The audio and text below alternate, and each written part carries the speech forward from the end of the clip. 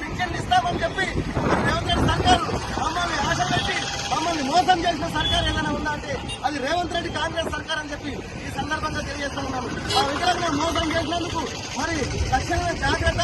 మరి ఆసరా పింఛన్దారులు అందరూ ఐక్యతగా ఉండి మరి వచ్చే సార్వత్రిక ఎన్నికల్లో మీకు ఒక్క ఓటు రాకుండా చూస్తామని చెప్పి ఈ సార్వత్రిక ఎన్నికల్లో హెచ్చరిస్తా ఉన్నాము. మరి మహారాష్ట్ర మందకృష్ణ మాదే గారి అడుగుదాల్లో వికలాంగుల ఐక్యతతోటి వికలాంగుల మందరం కలిసి జింకాల గ్రౌండ్ చలో హైదరాబాద్ సభ ఏర్పాటు చేయడం జరిగింది.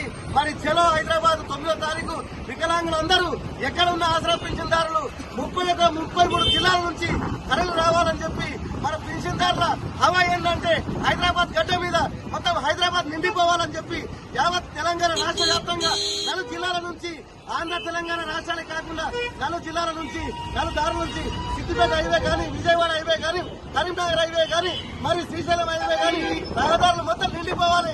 హైదరాబాద్ జింకారాబాద్ గ్రౌండ్ దద్దరిల్లాలని చెప్పి రేవంత్ రెడ్డి గుండెల్లో పరుగులెత్తాలని చెప్పి ఈ సందర్భంగా తెలియజేస్తూ కృష్ణమాజ చెప్ప అంటే రేవంత్ రెడ్డి అబ్బా అనేటట్టుగా ఈ వికలాంగ సవాల్ ఇస్తా ఉన్నాం. రేవంత్ రెడ్డి గారు తక్షణమే ఆ వికలాంగుల పెన్షన్ 6,000 మంజూరు చేయకపోతే సార్వత్రిక ఎన్నికల్లో నేను నామరూపాలు లేకుండా చేస్తామని చెప్పి ఈ సందర్భంగా హెచ్చరిస్తూ వికలాంగుల ఐక్యత.